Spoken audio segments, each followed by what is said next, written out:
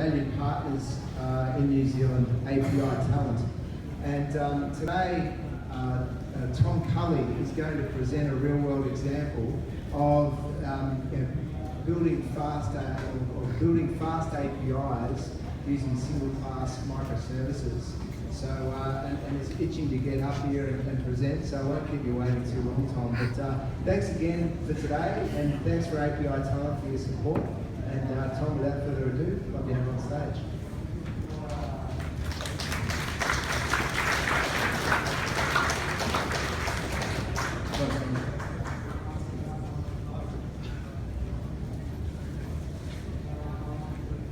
When was the last time you did this?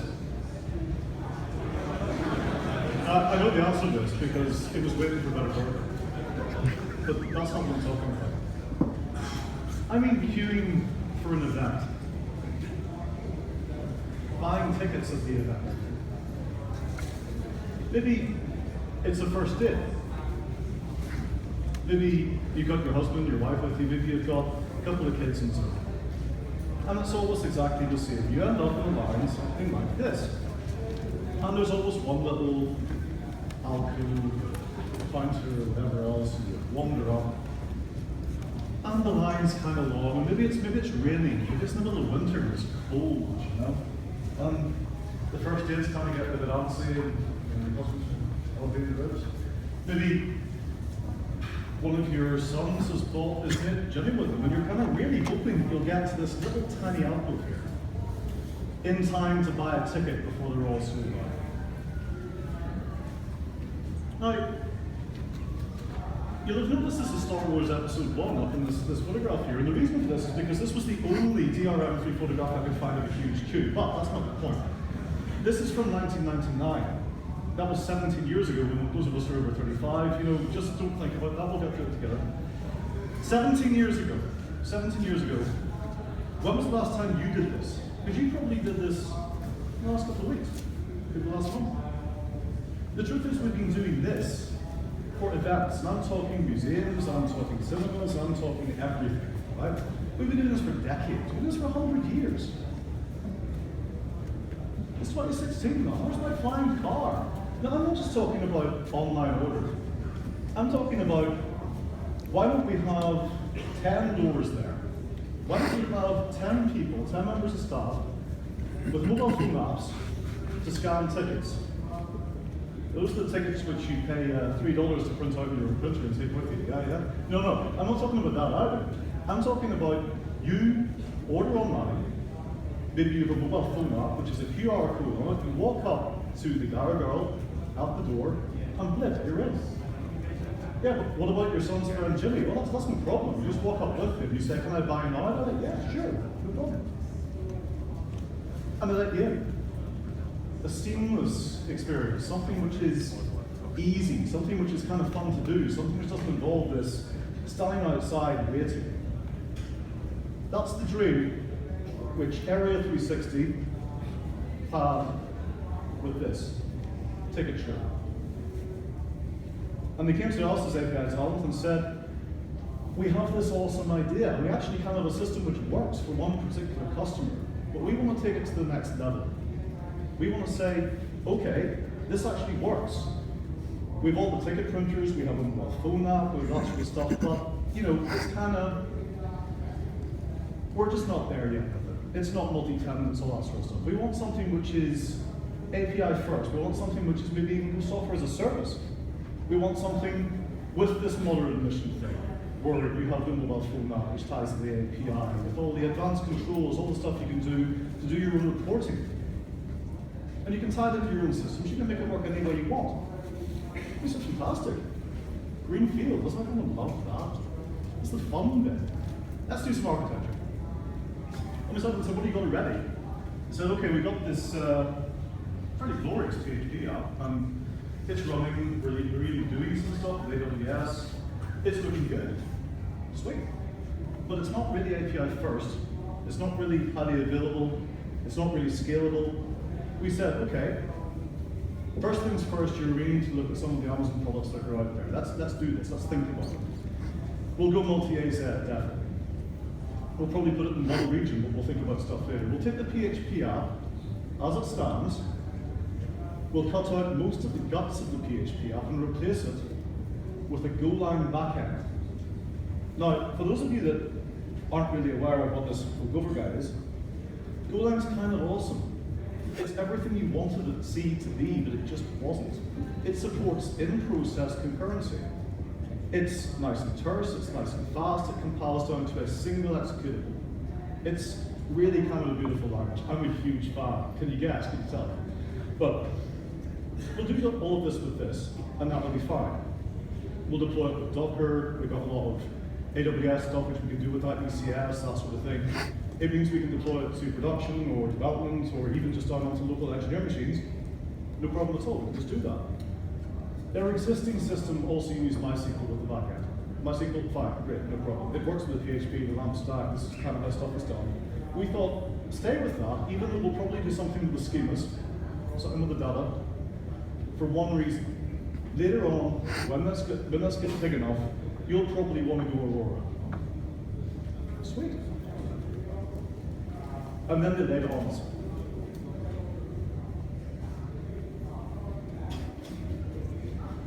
Three months. That's all we have to do this. This is it last year, and they're saying, okay, the thing is that we already have this customer, right? Now this customer is using our system already. We want to replace the entire backend. We want to make it nice. We want to take this to the next level and get another 100 customers. But we need to support these guys. They have a particular release on this particular date. We need to make sure this happens before there. And we're like, okay, well, that's ambitious. It's always nice when someone goes, you get really excited about this great greenfield thing you're going to do, and someone says, yeah, but I kind of need it that day. And you're like, oh, that's fine. We said, look, it's ambitious, but we can take a look at it. But just because we're under a constrained time scale doesn't mean that we shouldn't do this right. We shouldn't build this, design and build this properly.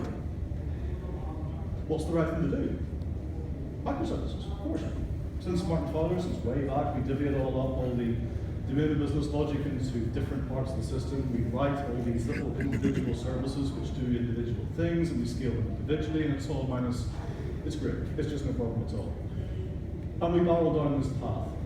We barrel down this path from the start. We write a service core, a Golang package that contains most of the functionality for most of the common parts of the API and all the associated services. And this is working really well for us. We're writing an all service, because obviously it's the first thing you want to do, you get your security in from the ground up. Don't think about it later on. We all know this stuff, we've all done this 100 times. We don't get out of the idea of entity-based services. The naive approach to microservices where you just go, okay, one service, one entity, one relational thing, that's fine. We'll just package that up, give it some database, and we'll have 100 of them or one of them, it doesn't really matter. Let's not do that. Let's do this intelligently and think about the various components of the system these interact. Let's design these things, let's work like that, and we work on. So, this took some time. T-minus 8 weeks now. 4 weeks in, and as usual, whenever you try to do something properly, we're running into problems. Always problems. Some of the problems with trying to do things the right way, the microservice right way. It's fine with a single service. It's fine if you just have auth. It's fine if you just have one particular entity. In this case, for ticketry, something like tickets, or maybe the venues, or something like that. You probably want to combine, say for instance, the event templates and the event sessions. Let's put those in the same service. But they need to integrate with venues, and venues might be handled by a different service. And you end up with a couple of different problems. And one of these problems is distributed state and inter-service latency. There's no way you can avoid this in the microservice system. You're trying to take a whole ton of application state and distribute it across multiple different services, and you don't know how many of these services there are. Also, and this is a concern not in development, but you know it's definitely going to be whenever you want to scale this thing, is you got a mandated response time of maybe, 1.5 seconds. What's your P99 for this? Sure. The service not going to load will take 100 milliseconds to respond. But that's only the first service that hits past the ELB.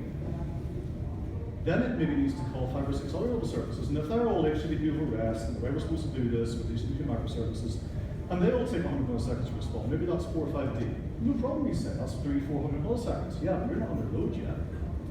How long is it going to take an Auckland group to spin up little services like this, even under ECS? It takes time. And until that time happens, you end up with large latencies in the individual services. And this is like the death of 1,000 paper cuts.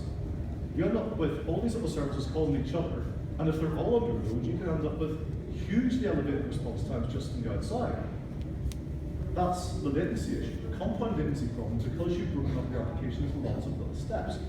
Or more specifically, there are lots of little steps to service one particular request. Here's the next issue. Overall, you're going to need to make sure if every little service has kind of its own database and its own backend, all that sort of stuff, that you, when you're handling a transaction, financial transaction, or just like from a database level transaction, you're going to make sure that it either it's atomic, it either all commits or it rolls back all across multiple different services. You need to write a DTC, a distributed transaction coordinator.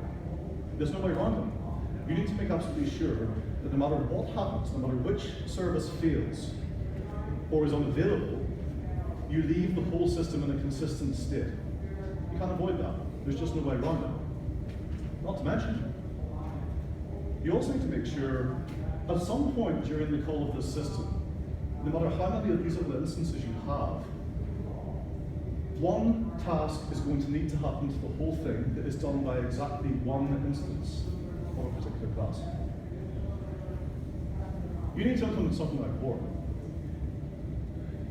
You need one instance to do one thing, and you're talking about an action which is not idempotent and cannot be made idempotent. You need to make sure it only happens once, so you need to make sure only one little instance does it, and that's the end of it. You need to implement something like WAR to do that. And this kind of gets in our way. We're going on and on and on, and we have 8 weeks left, guys. I mean, we're a third of the way into our total timescale, and these things are starting to kind of creep up on us.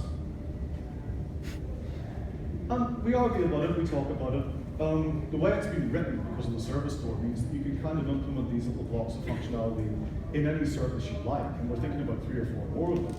But increasingly, whenever you end up with stuff like maybe, foreign keys referenced to integrity in one database split over 2, you can't do that. And all of these things are kind of bothering us. And we're really asking ourselves, can we actually implement something like WAR in 8 weeks and really make sure it works? I mean, can we do that? And we'll get round to kind of the table one particular lunchtime, and someone just says, look, wouldn't this be so much easier, given our timescales and given the fact that we want to make a good job and make this happen and make it fast, if we just made a monolith?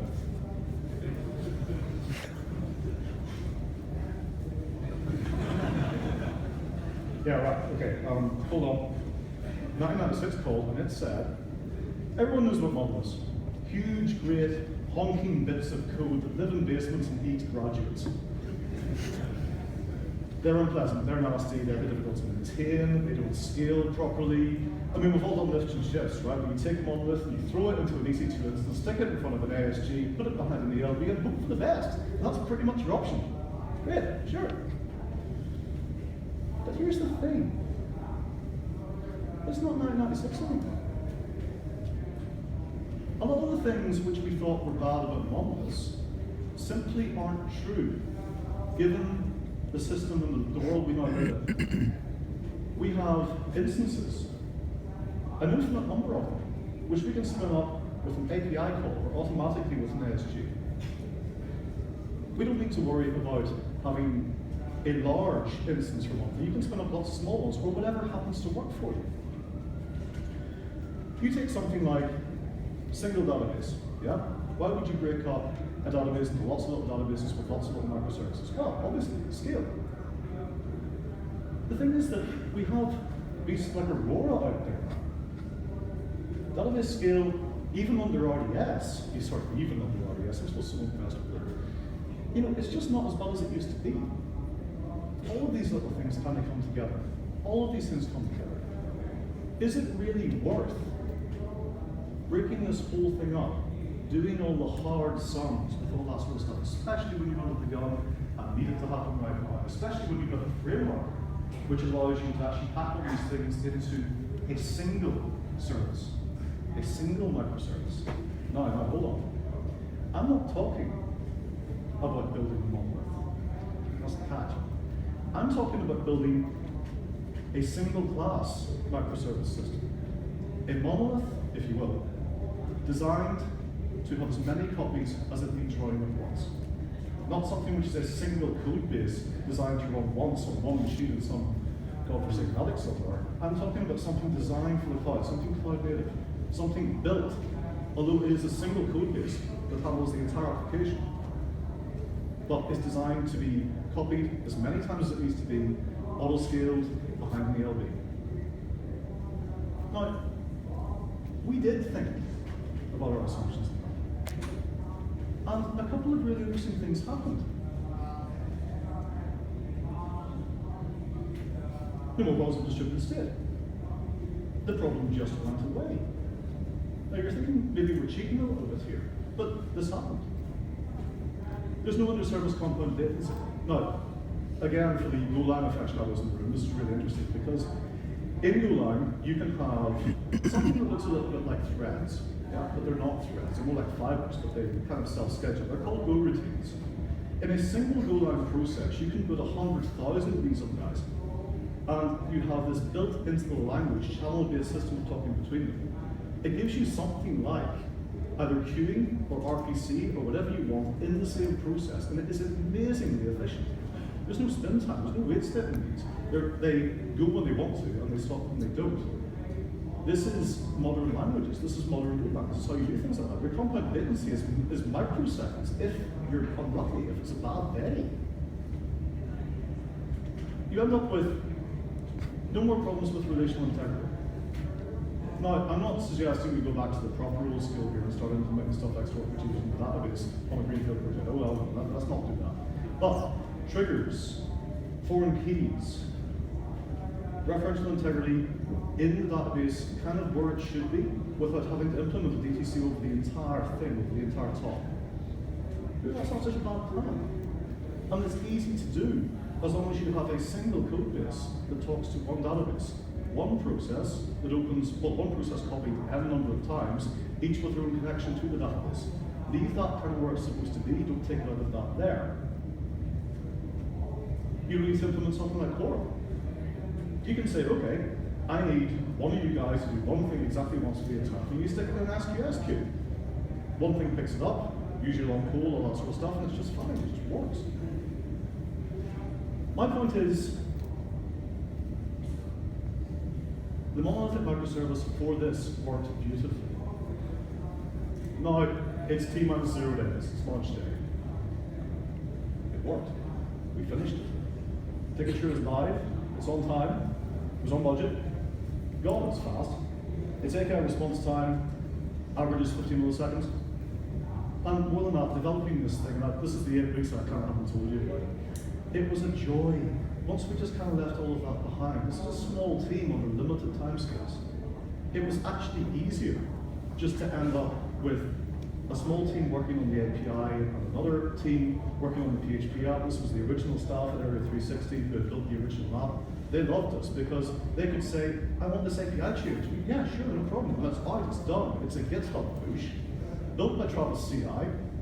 We actually knocked Docker in the head because we wanted to do code deploy for this, and it pushed us straight into an EC2 instance. We spun up the entire infrastructure using CloudFormation. You can just throw this at Sydney, you can throw this at North Virginia, you can just throw wherever you want and just have one of these things. And of course, that's the beauty of CloudFormation in the first place. But you end up with this single code base you can maintain. Now, that sounds like a problem for maintainability later on, but because of the time savings you have in this, you can really document it well. You can build out your framework properly. You can say, okay, this is exactly how you use this. You can pass the knowledge on effectively within the organization you're working with. In this case, our customer Area 360. And no coordinated releases in that particular way. Zero downtime updates. If I do a GitHub push into production from the single code base, it goes to Travis in about a minute, maybe a minute, 10 seconds. It goes through code deploy in under 15 seconds, and I can go straight from command line change not that you actually want to do this with a pull request, but you know what I mean. Straight into production, inside of 2.5 minutes. That's CI/CD. That's the way things should be. Look, guys, I'm not saying that we should all start writing monoliths again. And I'm not saying that microservices are a bad idea. I'm saying that like everything else great in what we do, we should kind of really think about the assumptions we're making given the new world we're starting in. It seems like every day or every week, the guys from Amazon tell us new stuff, new cool stuff which is coming out. We keep abreast of it, we keep in front of it. Sometimes I think we've made assumptions in the past 10 years for a world which no longer exists. And we made assumptions 20 years ago for a world that we couldn't possibly imagine. We end up in this situation, and we can limit ourselves. This was a real big win for us, and it was a real big win for our customer. And it came together largely because we were willing to challenge our assumptions on that. So, if you'd like to know more about Ticketure overall, or API Talent ourselves, or even our customer, Area 360, we are out in the booth. Thank you very much.